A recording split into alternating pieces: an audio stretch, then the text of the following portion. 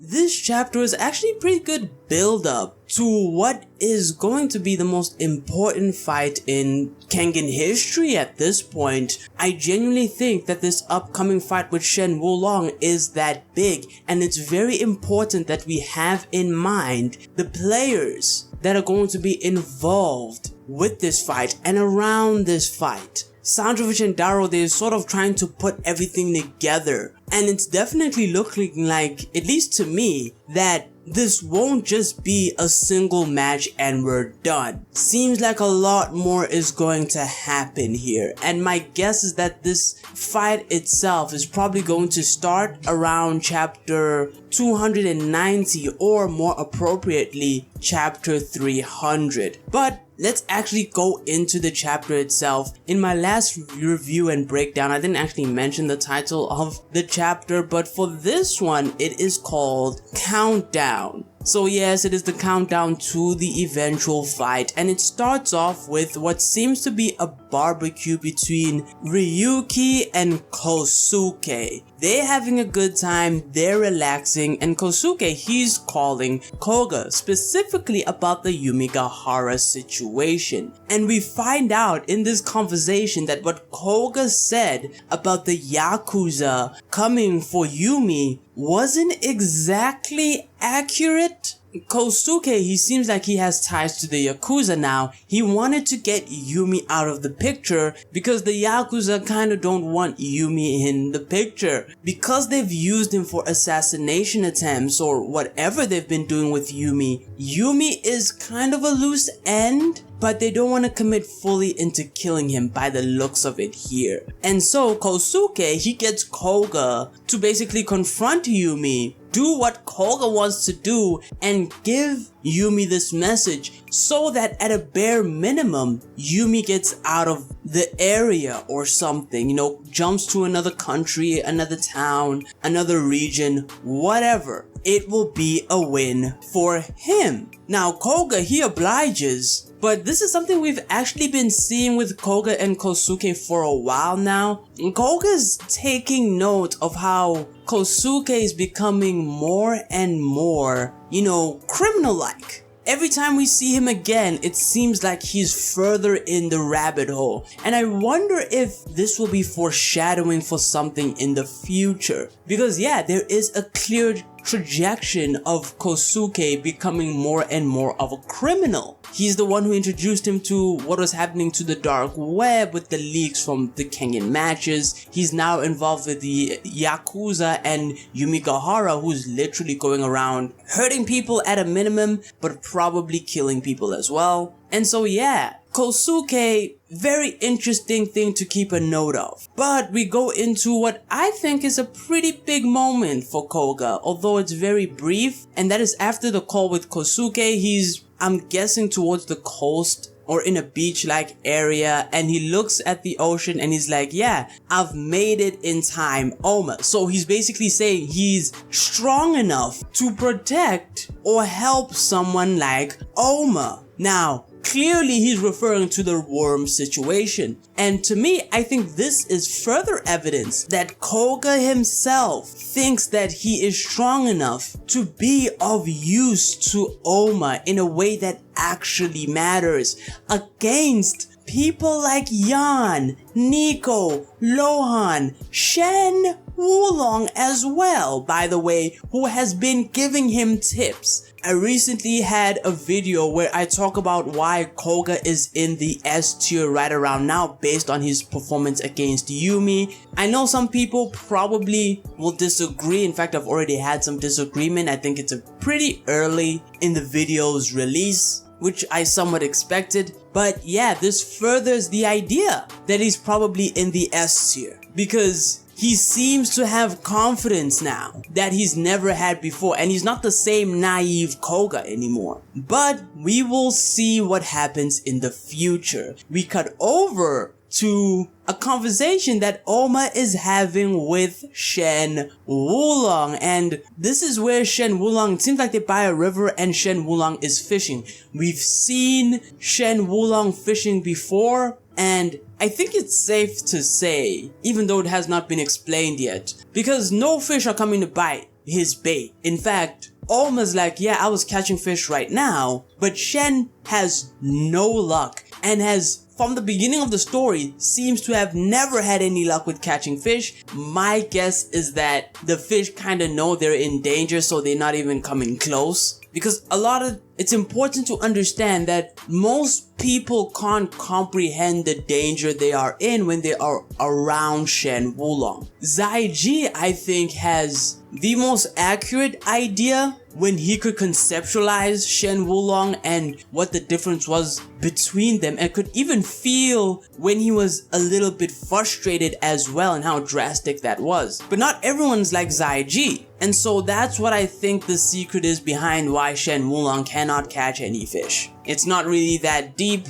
funny enough, but yeah. During this conversation, he reveals that, yeah, Shen Wulong for the most part has lived in the mountains, which Ohma's like, wait a minute, how can you live in the mountains if you suck at catching fish? I'm assuming he either gets help at some point or he hunts something else. That's the best I could come up with. But Wulong himself says, hey, he's pretty lucky, all things considered. He just gets lucky. Then he mentions that, oh yeah, Yan has called him about setting the terms of his upcoming match. So there's a lot of negotiations going back and forth that has happened through what has been happening with the Real Champions tournament and a few days now. And we'll learn that negotiations are not exactly finished. But Shen's like, I gotta go, since it seems like important things are going to start happening now. But before he goes, it seems like he's gonna take a bite from breakfast that Kuroki has prepared. So it seems like Shen Wulong likes eating the food that Kuroki has prepared. And we then transition over to what seems like a huge building in a city area.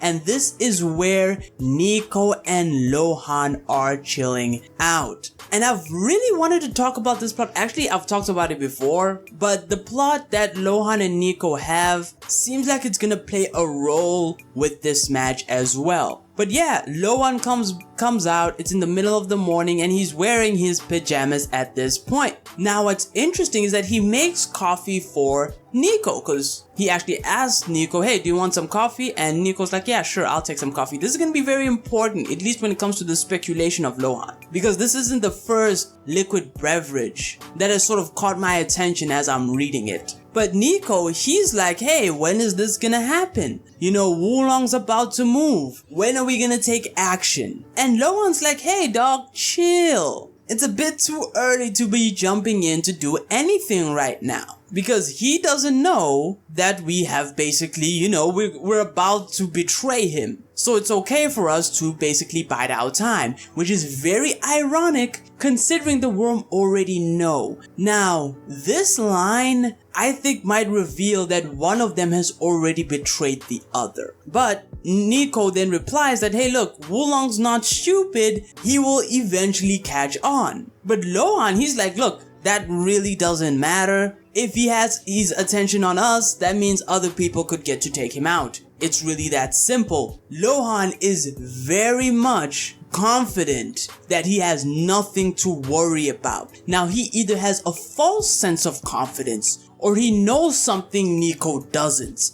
but he's sure that he will be able to kill Shen Wulong. And Niko's like, hey look, I do not trust Lohan, but then he says he can at least bank on him. Now, I'm a bit confused at this line of dialogue because I know that some of the translations can be a bit iffy, can be off, and so there's two interpretations that I can walk away with based on this line. The first is that he doesn't trust Lohan personality wise, but he does have confidence in his strength, which I think would be valid, right? I think Lohan, again, I'm the only person, well, not really, there's a few of us that think, oh yeah, Lohan is probably the second strongest in the series. He's the closest to Shen Wulong. But that's not the only thing it could mean. It could mean that Niko's talking about a third party that he knows about, which would be a bit weird, but it does make sense given how ambiguous this line of dialogue is. Which does lend to the idea that he's probably the person who told Yan about Lohan's plan. Because we don't know how Yan knows that Lohan and Nico are planning to betray Shen Wulong. We might assume that they had people tailing both Nico and Lohan, but to me that just doesn't sound like it's possible, considering Nico and Lohan probably would have more awareness skills than someone like, let's say, Ryuki, who is able to tell when people are tailing him. I think one of them is probably informing Yan about what is happening, and it's more likely to be Nico than Lohan. And it might be that Lohan somewhat knows that potentially Nico could be a loose end, and so he's keeping the plan as ambiguous as he can. Because we hear Nico saying he's wondering what type of plan Lohan is cooking up, meaning he doesn't know. But I will probably make a different video for this plan once again, because I think this plot point has gotten a lot more interesting. But moving on from that, we then go over to Nogi, Yamashita, and Akiyama, and they're discussing that match with Shen Wulong, and that it will be happening 6 months from the current time. Like, that's a lot of time. But not just that, as they're talking, Nogi mentions that there are irregular rules for this match. And Mana, the chick, one of the chicks that is Nogi's assistant, I think, she's a bit confused. Now, what I think this could possibly mean is that the rules probably don't look like what the Annihilation Tournament rules were, or cat rules, normal cat rules, or they don't also look like Purgatory rules as well, where there's a ring out, which will be a bit interesting because I'm not too sure what the rules could be for this match. Because as far as I'm concerned, it's supposed to be a 1v1 type of scenario. And maybe it could stay 1v1, but I have seen at least some speculations that we're looking at a gauntlet run of basically Shen Wulong is going to fight a group of people one-on-one. Now, I'm not too sure about this. I have my doubts. Because why on God's green earth would Yan allow for a match like that? Because remember, Yan doesn't want Wulong to fight. He was against this idea from the beginning. And so to have him fight for a prolonged period of that seems a bit too out the box for me. Unless he puts in another condition that he can add in Wormhead members, and you have to get through Wormhead members. Again, I think this would be odd, but it seems like we'll be dealing with a very special type of match. We won't just have, two people in the ring, they fight, we get the winner, and yeah, that's it. Seems like there'll be a bit more spice, which I'm all for. But, lending maybe a little bit of credibility to the idea that it could be a gauntlet, Nogi brings up the fact that, yeah, we have more assets now that could go up against Shen Wulong. And specifically, he's talking about the people from the Real Champions Tournament. So this tournament is being brought into relevance to this part of the plot. And we see here Lohan, Jiraiya, Gao Lang, Agito, Julius. And that's it. We see no Sakigake Justin or Ramon, which is kind of sad, to be completely honest. But to be fair, unless we're making jokes about how the new characters were bums, which is fine, my guess as to why they're not actually on this panel or on this page is because they're not affiliated with the Kengan Association or Purgatory. I made this argument a while back about the new characters, and so that would make sense there. But yeah, they got their crew lined up, it seems, and Yamashita's like, yeah, it's do or die. And then we transition over back to where Ohma, Shen Wulong, and Kuroki are, and there's sort of this vibe that, Ohma has right now, and he's like, yeah, I'll see you later, Shen Wulong, next time, it's on site. I gotta, protect my body or protect myself, which sounds homo, but hey.